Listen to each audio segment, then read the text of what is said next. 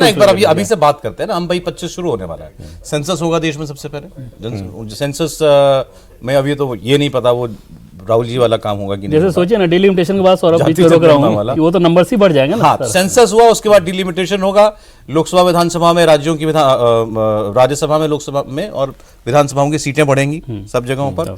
और उसके बाद आप इंट्रोड्यूस करेंगे महिला आरक्षण, और महिला आरक्षण की व्यवस्था के बीच में 2029 का लोकसभा चुनाव कराया जाएगा। ये तय मानिए कि 2029 महिला आरक्षण पे ही जा रहा है पूरा का पूरा चुनाव, और उसको लागू करके वो करेगा लोग। उसके बाद जब एक बार लोकसभा की तस्वीर बदल जाएगी, बिल्कुल सारे नंबर्स बदल जाएंगे, विधानसभा की बदल जाएगी, किसी की कॉन्स्टिट्यूंसी जो परमानेंट कॉन्स्टिट्यूंसी है वो नहीं रह जाएगी, साइज छोटा हो जाएगा।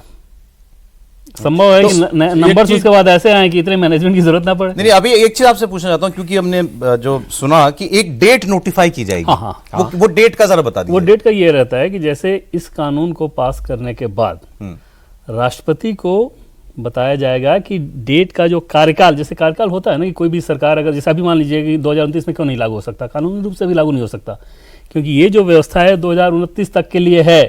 या किसी राज्य में अगर विधानमंडल बना है तो उसकी एक तारीख है कि इस दिन इसका गठन हुआ, ये अगले 5 साल तक के लिए, वो संविधान के हिसाब से है। तो उसको आप पहले पीछे जाकर तो नहीं चेंज कर सकते ना। तो उस आगे के डेट के लिए इसमें व्यवस्था है कि जैसे ये कानून पास हुआ तो मान लीजिए फॉर एग्जाम्पल जनवरी में चेंज कर सकते हैं, इमरजेंसी में हो चुका है, लोकसभा कार्यकाल एक साल बढ़ा दिया गया। नहीं, वो तो अलग चीज रहा, लेकिन ऐसे संविधान संशोधन के जरिए ही उसको भी कोर्ट में तो आप जा ही सकते हैं ना। नहीं, लेकिन पर उसमें आपातकाल लगाना पड़ेगा पहले आपको। नहीं, जरूरी नहीं है, आपके पास संख्या बल है नहीं बढ़ा तो नहीं, ऐसा कुछ नहीं है। नहीं, आप बताइए कानूनी तौर पे नहीं कर सकते, प्रोविजन तौर पे अगर भाई आपके पास इन्वोक करना पड़ेगा, ऐसा है, इसके लिए संविधान में संशोधन करना पड़ेगा, आपातकाल नहीं लगाना पड़ेगा। नहीं, हमारे संविधान में संशोधन के लिए आपके पास क्या होना चाहिए? वो सीधे चल के जो काम करना चाह रहे हैं, मतलब हम तो वो समझना चाह रहे हैं कि व्यवस्था क्या होगी। संविधान संशोधन भी ये इसलिए नहीं हो सकता है कि हमारे राज्य का विधानमंडल का यहाँ के पार्लियामेंट से क्या लेना देना। जो हमारे राज्य का विधानमंडल की जो है तो वो जाएंगे ना संविधान में। तो वो जैसे मान लीजिए कि 2029 के या 2030 के जनवरी में राष्ट्रपति ने कर दिया इस कानून के बाद कि ये 5 साल का कार्यकाल अब होगा सभी राज्यों और विधानसभा का।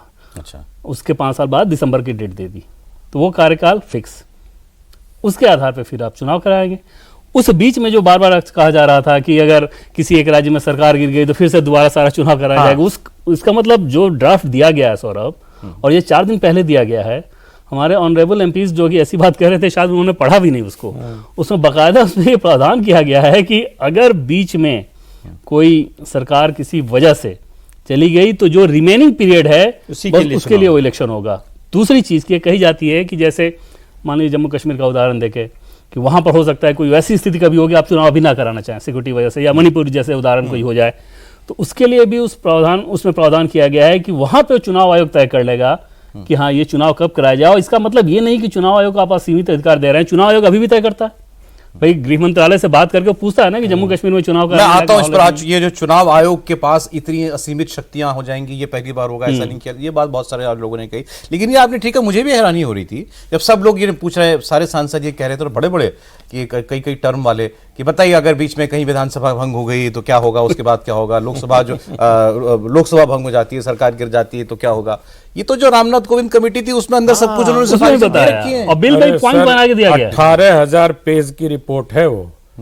तब आप अपने सांसदों से, आप चूंकि चला चुके हैं कि इससे आप चाका और चैनल का कोई लेना देना नहीं, इसलिए मैं बोल दे रहा हूं कि 18,000 पेज की रिपोर्ट की अपेक्षा हम सांसदों से कर सकते हैं। सर 8 पन्नों का ब्रीफ आया था जो हमारे पास भी था। नहीं, वो सबके पास आया, लेकिन उन लोगों के पास नहीं। बिल जो है, ये बिल की जो कॉपी है, ये तो पहले 2 पेज पढ़ लेने पे सारा क्लियर हो जाए।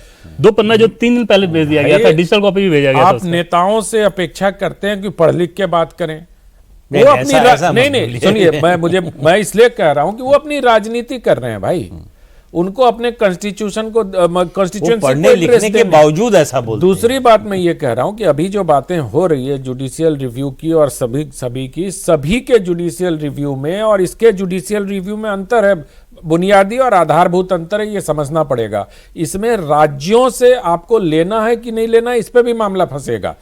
कि 2/3 से पास तो करा लिया आपने, लेकिन 50% ऑफ द स्टेट्स आपके इसके कॉन्स्टिट्यूशनल अमेंडमेंट नहीं, का नहीं। अनुमोदन करती है। मेरी बात खत्म होने दीजिए। तो उसका अनुमोदन करती है कि नहीं करती है, इस पर पेच फंसेगा। मैं ये नहीं कह रहा हूं कि इस पर लेना ही पड़ेगा, लेकिन इस बात के लिए भी अदालत में लड़ाई होगी। ये तो 50% से अनुमोदन लेने में क्या दिक्कत आ रही है मोदी जी? नहीं वो उसमें 70 और 72 जो अनुच्छेद है उसके अनुसार राज्यों से लेना है कि नहीं लेना है, इस पे विपक्ष और सत्ता पक्ष में मतभेद है। विपक्ष कह रहा है कि लेना पड़ेगा, पक्ष कह रहा है नहीं लेना पड़ेगा। उसमें जो कानून के विषय समय तो उसमें लगेगा। नरेंद्र ऐसा है मोदी कि जी अभी- अगर 2047 की प्लानिंग कर रहे हैं तो मुझे लगता है कि 2034। और दूसरी बात ये जो अभी देवेंद्र जी कह रहे थे कि जब कन्वीन होगी अगली लोकसभा, उसके फर्स्ट डे ही नोटिफिकेशन होगा इसका कि ये लोकसभा इतने इतने वक्त कार्यकाल के लिए है। होगी। ठीक है। तो 29 के फर्स्ट डे जो कन्वीन होगी लोकसभा, उस दिन उसका नोटिफिकेशन होगा। तो 24 से 29 तक तो कोई झंझट ही नहीं है।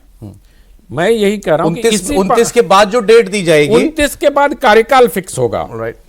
तो अभी क्या हो रहा है कि अभी जो लोग डर रहे हैं उनको डरने की आवश्यकता नहीं है। 5 साल में अपनी तैयारी कर लें, जो करना है। क्षेत्रीय दल जो आप कह रहे हैं जिनका झोला डंडा बंद हो जाएगा, वो 5 क्यों 10 हुए ना, 10 साल 29 तक सर। मतलब लागू ही होगा तो 10 साल, हाँ। 34। हाँ मतलब इस व्यवस्था में चुनाव तो हुआ तो 10 34 साल। होगा।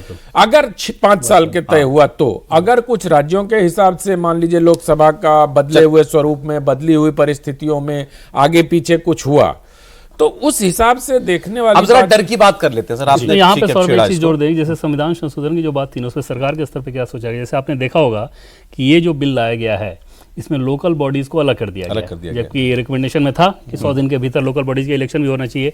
उसके पीछे वजह ही यही थी कि संविधान संशोधन में आपको राज्यों के विधानमंडल के पास तब जाना होता है अगर संविधान संशोधन कोई ऐसी चीज में किया जा रहा हो जिसमें राज्यों का अधिकार का भी मामला हो या फिर बेसिक स्ट्रक्चर से जुड़ा हुआ मामला हो। लोकल बॉडीज क्योंकि राज्यों के अधिकार क्षेत्र में होता है तो वहां पर 50% पे जाना पड़ता, इसलिए सरकार उससे बच गई है कि अभी इसको इस लफड़े में नहीं डालना है, सिर्फ ये 2 लेके चलो, आते वो अंग्रेजी कहावत है, let's not put the cart before the horse. ये नौबत जब आएगी तब नहीं, लेकिन तो हम अभी की discuss सोच करेंगे। यही है। अभी आ जाएगी। अभी की सोच यही है। तो अभी पास होते ही नौबत आ जाएगी।